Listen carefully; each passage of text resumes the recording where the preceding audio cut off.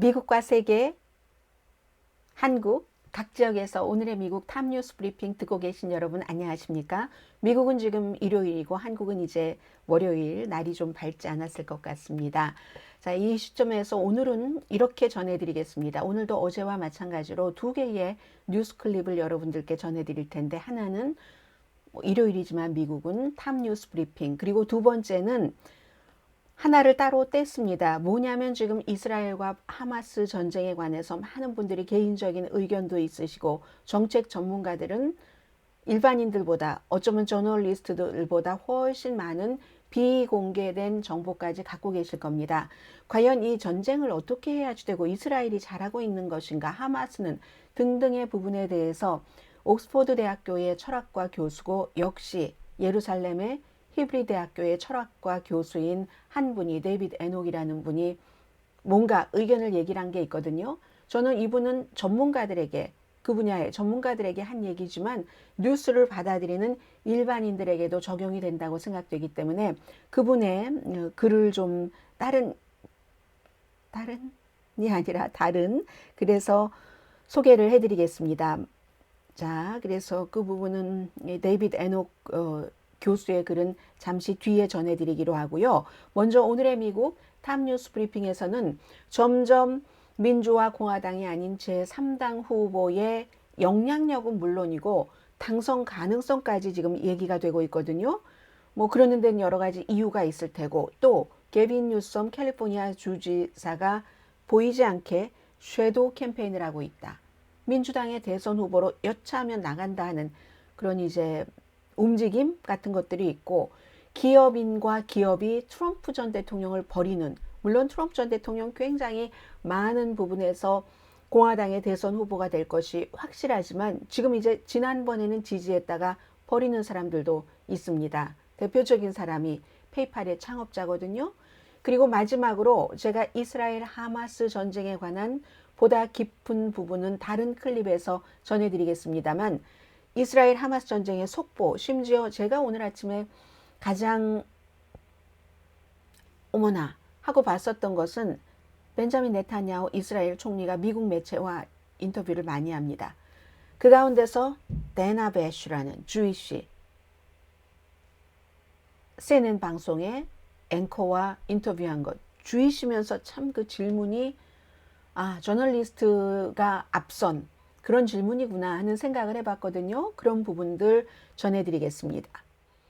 로버트 케네디 주니어가 심지어 대통령에 당선될 수 있다, 이 같은 주장까지 나왔습니다. 이 주장을 말씀드리고 뒤에 제3당 후보가 2024년도 대선에는 어느 정도의 영향력을 미칠 수 있는가 하는 것 전해드리겠습니다. 브라이언 로버트슨이라는 분이 더 힐에 기고한 건데, 이분은 이런 기고문을 많이 쓰시는 분입니다. 최근 두 개의 여론조사에서 무당파 사이에서, 그리고 45세 미만에서는 바이든, 트럼프, 로버트 케네디 주니어 대결을 하면 로버트 케네디 주니어가 이긴답니다. 무당파와 특히 45세 미만인 경우. 로버트 케네디 전 법무장관의 아들로서 미국에서는 음모론자, 그리고 이제 환경 전문 변호사였었죠. 이 사람이 적어도 지난 두 번의 선거에서 아무에게도 기부하지 않은 사람이 로버트 케네디 주니어에게는 기부를 했다는 겁니다. 3자 대결에서 이건 굉장히 놀라운 지지를 받고 있고, 격전지에서도 로버트 주니어가 한 20% 이상 받는다는 얘기도 나오고요.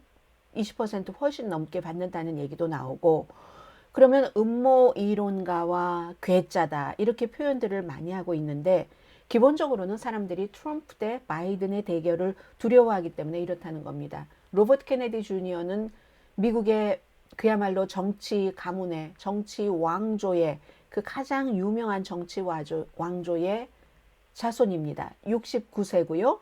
반 백신 운동가죠. 백신 의무화를 막 나치에 비유했었잖아요, 당시에.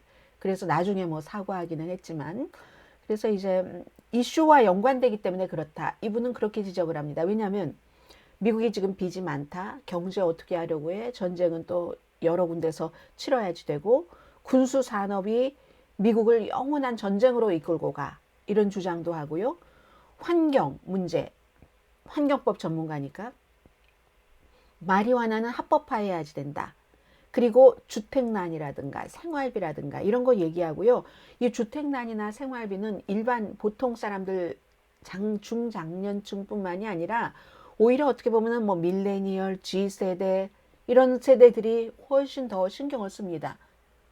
예전과 달리 18살 되면 집 나가요. 아르바이트도 너무 많아서 안 되잖아요, 요즘에. 그런 것을 가지고 나오고 표현의 자유에 대해서는 일관되게 옹호를 합니다. 또 국경은 봉쇄해야지 된다고 해요. 그러니까 이거 이제 공화당에서 인기 끌기 좋은 이슈고 기본적으로는 조금 유연하고 자유로운 브랜드라고 할까요? 로버트 케네디 주니어가 그러니까 이렇게 더 힐에 실린 기고문처럼 이길 수도 있다 설령 이렇게 생각을 하는 겁니다. 그러나 아직 대부분의 전문가들은 제3당 후보가 로버트 케네디 주니어를 포함해서 지금부터 말씀드릴 여러 사람들이 대통령으로 당선될 수 있는 확률은 아직 없다고 봅니다. 다만 국민들이 트럼프도 싫고 바이든도 싫고 공화당, 민주당 다 싫어. 제3당과 제3의 후보를 원하는 이때이기 때문에 결과는 전보다 바꿀 수 있는 가능성이 훨씬 높습니다. 지금 이제 제3당 후보로 이미 출마 선언을 했거나 나오려고 하는 사람이 20% 넘게 지지받고 있는 사람은 현재로서는 로버트 케네디 주니어 한 사람뿐입니다. 이게 전에 92년도에 러스페로라는 억만장자가 당시에 이제 선거 치르기 1년 전 지금 잊었다? 20% 지지를 받았고 그런데 그게 쭉 이어가서 선거를 치렀더니 19% 지지를 받았습니다. 그게 제3당의 후보로서는 가장 많았던 거고요. 지금 보면은 격전지가 중요하잖아요. 최근에 가장 유명한 여론조사 결과 뉴욕타임스가 시에나 칼리지와 함께 조사를 했더니 그 조사 결과는 6군데 격전지에서 위스콘신만 빼고는 5군데에서 트럼프가 바이든을 눌렀다. 4%에서부터 10% 차이까지. 이게 이제 주류에서 많이 받아들인 여론조사 결과잖아요. 그런데 그게 이제 쫙 나오고 나서 조금 더 디테일하게 들어가 봤더니 만약에 이게 트럼프 대 바이든이 아니라 거기에 로버트 케네디 주니어를 집어넣어 봤습니다. 그랬더니요. 트럼프가 놀랍게도 2군데서만 이깁니다. 작은 표 차이로. 조지아주와 네바다. 그리고 애리조나와 펜실베니아는 트럼프 전 대통령이 5%포인트 앞서갔거든요. 그거 다 까먹습니다. 까먹고 펜실베니아주에선 펜실베니아가 이제 그 바이든 대통령이 태어나고 어느 정도까지 자란 시점이잖아요. 정치적인 고향은 그리고 지금의 집은 델라웨어주지만 펜실베니아에서는 오차 범위에서 오히려 바이든이 약간 이깁니다. 미시건에서는 정확한 동률입니다. 이게 제3당의 후보가 들어갈 땐 이렇게 된다는 거예요. 야, 이거 굉장히 무서운 결론이고요. 그래서 로버트 케네디 주니어 여기까지 말씀드렸습니다. 그리고 저도 이제 제3당의 후보가 당선 가능성이 없기 때문에 어떠한 위협적인 정도 이 선거판을 흔들 수 있는 그때까지는 많이 말씀드리지 않거든요. 대선 그 선거 캠페인 기간 동안에. 그래서 이분도 제가 처음 말씀드립니다. 코넬 웨스트라는 나이가 좀 다 많아요. 70세예요. 이분도. 이분은 근데 진보 쪽에선 너무너무 잘 알려진 사람입니다. 지금도 유니언 신학대학 많이 알고 계시죠? 한국 분들도 거기서 교수를 하고 계시고 그 전에 뭐 하버드라든가 어디였었죠? 프린스턴, 예일 전부 아이빌리그에서 가르친 분입니다. 철학과 교수입니다. 코넬 웨스트라는 아프리칸 아메리칸 굉장히 거침없고요. 좀 커멘테이터로 그 진보적인 매체에 자주 나오는데 뭐 공공의료라든가 본인이 이제 아프리칸 아메리칸이잖아요. 그런 거 강조하고 국방 예산 삭감을 얘기를 합니다. 그래서 코넬 웨스트라는 사람이 있고 질 스타인 녹색당 후보로 이제 확정이 본인이 간다고 확인을 했습니다. 이분도 73세예요. 힐러리 표를 2016년도에 어떤 사람은 140만 표, 어떤 사람은 160만 표라고 계산을 하는데 이 정도로 힐러리 표를 깎아먹었던 사람. 2012년도에 오바마가 나왔을 때는 오바마가 너무너무 강력했기 때문에 이슈가 비슷하니까 그래서 뭐 그렇게 많이 표를 가져가지 못했습니다. 그리고 지금 또 중요하게 봐야지 되는 게 엊그제 말씀드린 대로 웨스트 버지니아주의 조 맨신이라는 연방 상원 의원이 상원 재선에 출마하지 않는다 하면서 제일 먼저 조지아를 간다고 했거든요. 격전지잖아요.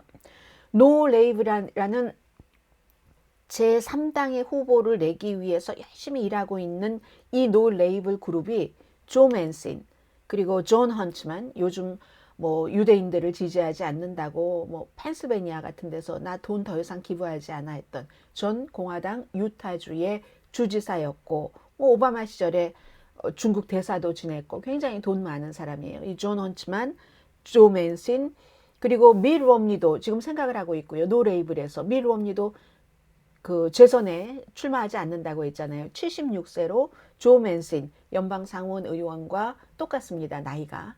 밀 롬니도 뭐 그런 사람, 아니면 공화당의 밀 롬니도 공화당이고 조 맨슨은 민주당이지만 이제 공화당의 또 다른 사람, 레리 호건이라는 한국의 사위라는 사람도 지금 재선은 임기 제한 때문에 못 나가고 노 레이블에서 조 맨슨과 민주당의 공화당의 레리 호건이 공동 의장을 맡고 있습니다.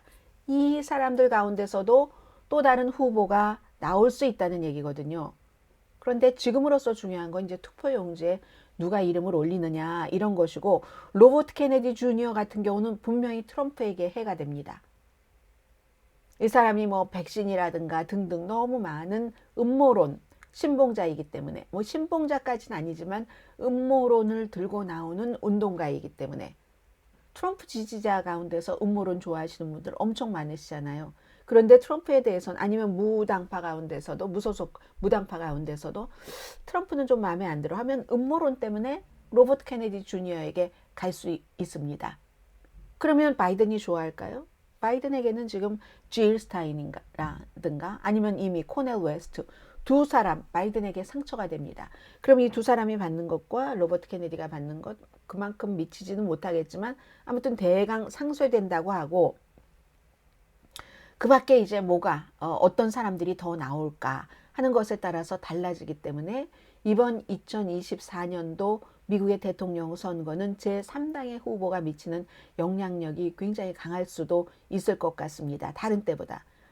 코넬 웨스트 교수 같은 경우도 뭐 책 같은 것을 많이 써서 굉장히 유명하거든요. 특히 본인이 아프리칸 아메리칸이니까 제일 유명한 책 가운데 하나가 그 레이스 매터라는 책이 있거든요. 인종에 관한 그런 책이 있고, 본인은 사회주의자라고 얘기를 합니다. 그래서 처음에 이분은 버니 샌더스 중심으로 나왔어요. 그러다가 민주당으로 한다고 하다가 얼마 전에 나 그냥 무소속으로 가겠어 했었던 사람이고요. 아무튼 사회 비평가로서 굉장히 진보 쪽에서는 유명한 코넬 웨스트라는 사람. 미국 성인의 63%가 지금 제3당의 필요성을 얘기합니다. 갤럽이 같은 질문을 한 지금까지 역사상 최고로 많은 사람. 그만큼 트럼프 대 바이든이 마음에 들지 않는다는 얘기도 되겠죠. 한국도 마찬가지예요. 지금 뭐 이준석 대표와 전 대표와 금태섭 전 의원이 김종인 이 정치 원로와 만나고 무엇을 하고 얘기들이 조금씩 이렇게 오버랩 되면서 제3당의 필요성을 말하는 사람들이 늘어나고 있잖아요. 더불어민주당이나 국민의힘에 대해서 만족하지 않는 사람들이 늘어나면서 미국도 똑같습니다. 지금 바이든의 민주당이나 트럼프의 공화당, 기존 공화당이 아닌 트럼프의 공화당에 식상한 사람들이 제3당의 후보를 보고 싶다는 얘기가 많은 그런 시점입니다. 그러니까 지금 게빈 뉴섬이라는 캘리포니아 주지사가 얼마 전에 사우스캐롤라이나 주에 며칠 전에 선거가 있었잖아요. 많은 선거가 있는 가운데 저는 중요한 선거만 여러분들께 낙태를 중심으로 말씀을 드렸는데요. 사우스캐롤라이나 주에서 그 시장, 사우스캐롤라이나가 아주 보수적인 곳이잖아요. 지금 공화당의 니키 헤일리 전 주지사가 주지사였었고, 역시 공화당의 예비선거 후보인 팀 스캇이 연방 상원 의원으로 있는 이 사우스캐롤라이나의 시장 선거를 하는데 게빈 뉴섬이 기부했다니까는요. 그만큼 사우스캐롤라이나가 좀 중요한 곳이죠. 바이든과 카밀라 해리스가 저기부터 예비선거를 시작해야지 되겠어. 해서 금요일에 카멜라 해리스가 가서 등록까지 했잖아요. 그곳이 그만큼 이제 민주당의 중요한 곳이기 때문에 바로 이제 돈까지 기부를 했다. 찰스턴 시장 뽑는데 민주당 시장 후보에게 돈을 그만큼 기부를 했습니다. 캘리포니아주와 사우스캐롤라이나주가요. 여기서 한국만큼 되나요? 4,800마일 떨어진 곳입니다. 그 선거에 왜 기부를 하겠어요? 그리고 왜 이쪽에서 저쪽 끝인 플로리다주의 론 디센티스 공화당 예비선거 후보를 그토록 비난을 하겠습니까? 텍사스주도 마찬가지고요. 이건 섀도우 캠페인을 하고 있다는 겁니다. 그러면요. 지금 후보들이 다 나이가 많잖아요. 질 스타인도 70세, 코넬 웨스트도 질 스타인은 73세, 그리고 로버트 케네디 주니어도 69세, 트럼프 전 대통령 77세입니까? 78세입니까? 어떻게 76세입니까? 어떻게 76세? 그리고 바이든 대통령 뭐 80세. 지금 나이들이 굉장히 많잖아요. 많은데 조 맨슨도 76세 많잖아요. 그런데 게빈 뉴섬은 56세입니다. 그리고 뭐 텔레제닉하고 포로제닉하고 사진 잘 봤죠? 말도 잘하고. 그래서 노년층 그 바이든 대통령의 가장 약한 고리가 또 나이가 너무 많아서 어떻게 임기 2기를 하겠어? 하는 거잖아요. 거기에 이 나이도 굉장히 유력한 이점이 되고 아놀드 슈와츠네거 캘리포니아의 공화당 주지사였습니다. 근데 얼마 전에 게빈 뉴섬이 그렇게 생각해 보는 거 당연한 것 같아요. 미국에서 큰 주의 주지사는 다 생각해 보잖아요. 꿈꿔보잖아요. 대통령을 로널드 레이건이 캘리포니아 주지사를 하고 나서 미국의 대통령이 됐었잖아요. 그런 얘기를 합니다.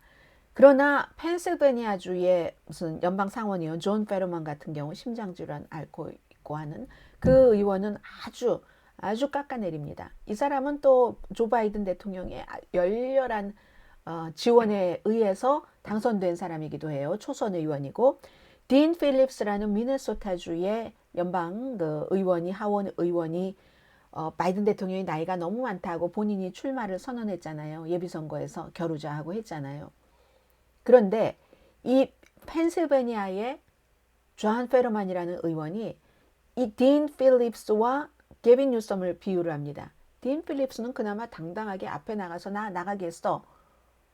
욕먹으면서도 라고 선언을 했지만 게빈 뉴섬은 뒤에서 막 스리슬쩍 용감하지 않다. 그걸 발표할 용기조차 없으면서 말이야 하고 비난하거든요. 이게 지금 민주당 내부에서 바이든 대통령을 지지하는 많은 사람들이 하고 있는 그런 그 얘기이기도 합니다. 아무튼 그리하여 사람들이 바이든 대통령이 나이가 너무 많은데 그럼 나중에 여차하면 어떻게 해야지 할 때 대안으로서 카멜라 해리스를 받아들이지 않는 사람이 많은 거잖아요. 오늘도 월스트리트저널에 케빈 누난이래요.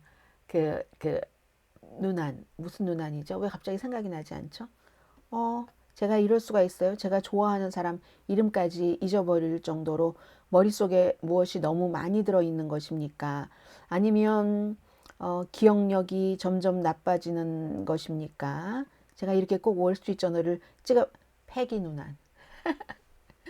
패기 누나는 카멜라 해리스가 바이든의 넘버 2 문제다. 넘버 1이 본인 문제라고 하면은 바이든의 넘버 2 문제 이렇다 하니까 카멜라 해리스는 안 되겠어 할 때 지금 이제 무슨 일이 어떻게 일어날지 모르니까 그때를 대비를 해서 지금 섀도우 캠페인을 게빈 뉴섬 캘리포니아 주지사가 하고 있다는 얘기입니다.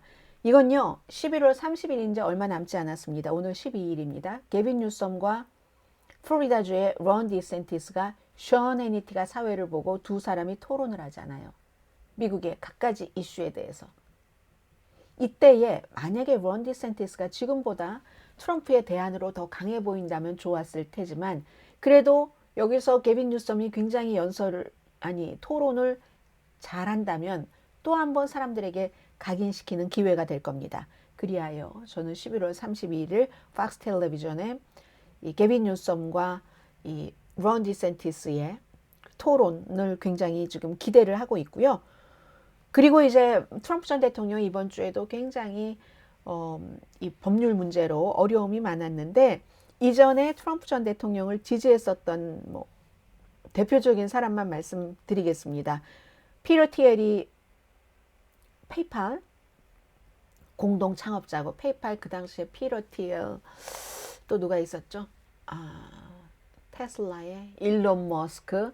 근데 이제 딱 뭐 만들어 놓고 키워 놓고 사람들이 다른 데로 가죠. 이 사람 지금은 이제 다른 일을 하고 있는데, 당시에는 트럼프 행정부를 엄청 지지했습니다. 테크놀로지 쪽 사람들은 창조 이런 걸 원하는 사람들이고, 본인들이 새로운 경제를 가지고 갈 때 뭔가 도움도 필요한 거고, 또 아주 뭔가 아무튼 보통 사람들보다는 특이한 거, 뭐 좀 바꿔보고 싶다 하는 것들도 지지하는 마음이 많은 사람이잖아요. 그때 그래서 피터 티엘이 트럼프 전 대통령에게 돈도 많이 기부하고 열렬하게 지원을 했는데, 지금은 이제 나의 잘못이었다라고 얘기를 합니다. 막상 딱 대통령이 되고 나서 같이 이렇게 일하는 걸 보고 오버랩 돼 보니까 트럼프 행정부가 예상을 했었던, 각오했었던 것보다도 훨씬 더 미쳤다, 크레이지했고 더 데인저러스했다. It was. 과거의 얘기를 그렇게 합니다. 지금은 이제 반지의 제왕에 나오는 그 돌 이름을 딴 그런 뭐 비밀 데이터 회사를 운영을 하고 있습니다. 이 벤처 투자가인 TL이. 그래서 애틀란틱과 인터뷰를 했습니다. 목요일에 애틀란틱과 제법 긴 내용의 인터뷰를 했는데, 긴 내용을 짧게 말씀드리자면은 2024년도 대선 캠페인에서는 트럼프 전 대통령에게 돈을 기부하지 않을 거다. 내가 과거에 잘못했었다. 트럼프 행정부는 정부의 가장 기본적인 시스템마저도 제대로 작동시키지 못한 그런 행정부고, 나의 예상보다도 훨씬 나빴었다. 뭐 그렇다고 나를 뭐 never 트럼프라고 부르지는 않겠지만, 트럼프는 절대 안 돼 뭐 이렇게 부르지는 않겠지만, 사업가들이 그렇게는 안 하죠.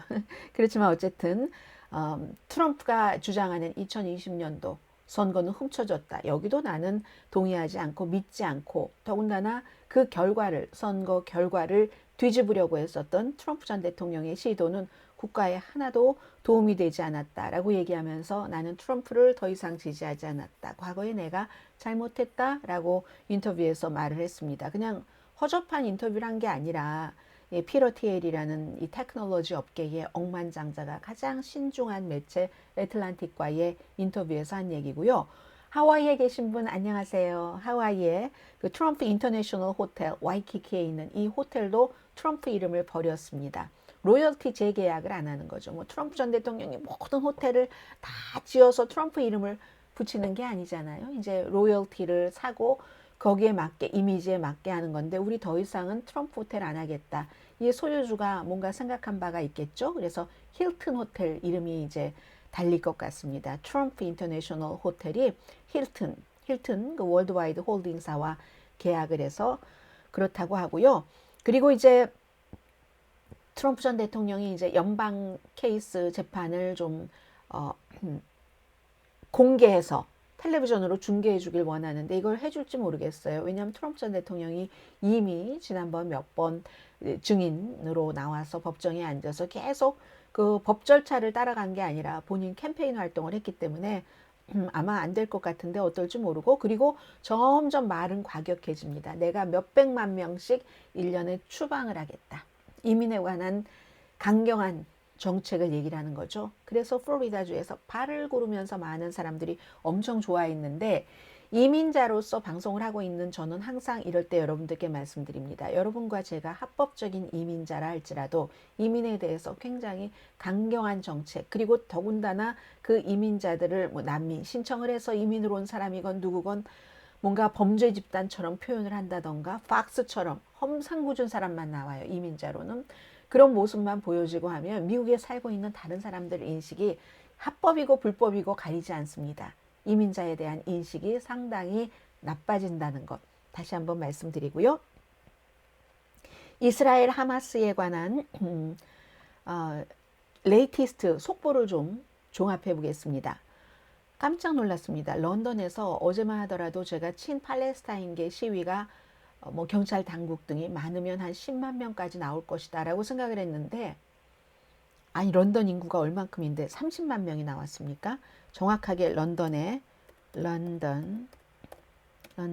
population 한번 제가 찾아보겠습니다. 890만 명. 런던도 굉장히 인구 밀도가 높은 거죠. 890만 명. 그래도 LA 카운티만은 못하네요. 890만 명 가운데서 어쨌든 그 런던 시내에는 또 더 적게 살고 있겠죠. 30만 명이 친팔레스타인 시위에 참여를 했답니다. 미국에서도 지금 점점 친팔레스타인 시위가 일반 대중 사이에서는 퍼지고 어떤 권력을 잡고 있는 사람, 돈을 벌어야지 되는 사람, 이스라엘과 연관이 있는 사람, 이런 사람들은 친팔레스타인, 돈을 가지고 움직입니다. 이런 일들이 굉장히 많거든요. 프란치스코 교황은 팔레스타인에 더 많은 지원을 해야지 되고 휴전해라 라고 얘기를 했고, 그 휴전에 대해서는 제가 다음 클립에서 이게 꼭 휴전을 해라 마라 할 수 없는 문제라는 그런 것까지 말씀을 드리겠고요. 이스라엘 텔라비브에는 정부에 인질을 데려오게 하는데 신경을 많이 써라. 그러면 이거는 사실은 공습 계속 해라 하는 얘기는 아니거든요.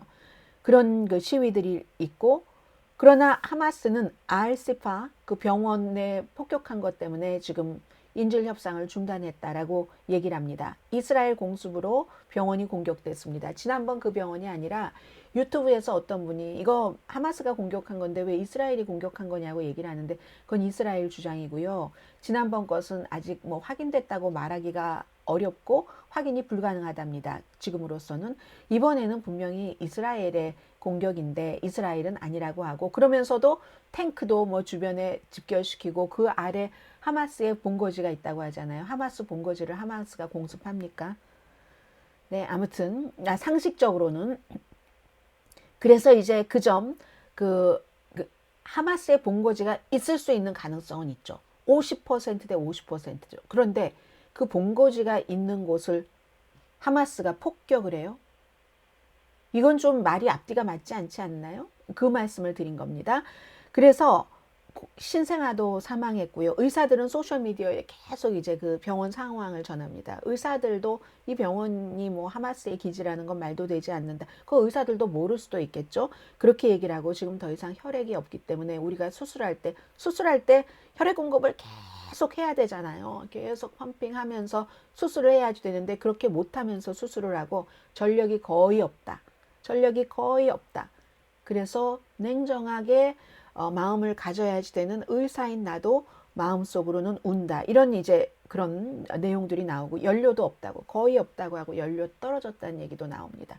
그런데 이스라엘은 뭐라고 얘기를 하냐면요. 벤자민 네타냐후뿐만이 아니라 이스라엘의 대통령도 아이자크 헤르조그 대통령이 뭐 BBC 방송 많은 매체와 인터뷰해요. 인터뷰하면서 뭐 하마스 뭐 어린아이 방 아래 뭐 그 터널 입구가 있었다는 그곳에서 하마스가 갖고 있던 뭐 히틀러의 책이 발견됐다는 그 보여주면서 사람들에게 이렇게 얘기하면서, 우리는 뭐라고 얘기를 하냐면 전력이 부족하다는 것도 거짓말이라고 얘기를 합니다. 의사들이 거짓말을 왜 합니까? 지금 그 병원에 전력이 부족하고 전력이 거의 끊겼다는데, 세계보건기구도 이제 더 이상은 이 병원과 연결이 되지 않는다고 하고, BBC 방송도 마찬가지로 얘기를 하는데, 이스라엘 대통령은 나와서 전력이 끊기다니 그게 거짓말이라고 거짓말을 합니다. 이렇게 말을 할 때도 많은 분들이 저한테 그렇게 얘기를 하실 거예요. 방송을 하면, 뉴스를 전하면 냉정하게 전해야지 왜 이스라엘 대통령의 말을 거짓말이라고 하느냐. 거짓말이 분명한 것을 거짓말이라고 말해야지 됩니까? 아니면 그 거짓말한 사람, 그 사람이 이렇게 말했습니다 라고만 말을 해야지 됩니까? 이건 아니잖아요. 그 병원에 전력이 부족한 것을 사람들이 한두 사람이 아니라 병원에 피신해 가 있는 사람만 6만 명이고 병원 의사들이 있고 하는데, 치료받고 있는 사람들도 있고 하는데 전력이 부족하다는 것을 어떻게 모르겠습니까? 여러분들도 냉정하게, 그냥 종교와 연관해서 무조건적인 이스라엘 지지가 아니라 하마스를 잘했다는 게 아니잖아요, 지금. 아무튼 저는 아이작 헤르조그 이스라엘 대통령의 그 말을 미워합니다. 전력 공급, 전력 부족이라는 것은 거짓 주장이다라는 얘기를 제 귀로 들었거든요. 이스라엘 대통령이 하는 말을. 그러자 미국에서는 우리는 병원에서의 총격전을 보고 싶지 않다. 아래 하마스의 통로가 있을 수도 있죠. 그러나 그 병원이 가장 큰 병원, 150만 명 정도가 치료를 받고 하는 병원인데 피난민들만 6만 명이 있어서 병상 옆에서 사람들이 잠을 자는데, 그런데 거기서 그런 전쟁터가 되는 것을 보고 싶지 않다. 오늘 제이크 설리번 국가안보보좌관이 얘기를 했습니다. 병원에서 무고한 사람들, 환자들이 총격을 받는 그런 일을 보고 싶지 않다. 이 말은 그 뒤에 설령 하마스와 연관된 무엇이 있다고 이스라엘이 판단한다 할지라도 이 정도 규모의 병원에서 할 수 없다라는 겁니다. 이런 부분에 대해서 제가 잠시 뒤에 클립에서, 또 다른 클립에서 말씀을 드리겠습니다. 오늘 제가 가장 인상적이었었던 것은, 일요일이면 저도 아침 일찍 일어나서 이제 막 봅니다. 이제 돌려가면서 봐요. 여기서 선전할 땐 텔레비전 시사 쇼를 보죠. State of the Union. State of Union은 연두 교서 국정연설이고, State of the Union이 데나 베시 CNN 방송의 앵커가 뭐 백악관 국회 같은데 오래 출입했어요. 이제 진행을 하는 일요일의 시사 터크쇼입니다. 벤자민 네탄야후를 인터뷰합니다. 데나 베시가 주이시입니다. 미국에서 태어났지만, 그리고 데나 베시의 뭐 할머니 쪽 가족들이 그러니까 헝가리계 주이시이기 때문에 아우슈비츠에서 숨진 그런 사람이 있는 그 이제 후손이 데나 베시입니다. CNN의 주이시 앵커들이 많아요. 그래서 어느 매체나 많습니다. 근데 이제 그래서 데나 베시가 얘기를 합니다. 많은 얘기를 하면서 10월 7일 하마스로부터 이스라엘이 공격을 받았는데 그런 정보 같은 것도 미처 갖지 못했고, 여러 가지 이스라엘 벤자민 네타냐후, 오늘의 미국에서 많이 말씀드렸으니까 부연하지 않겠습니다.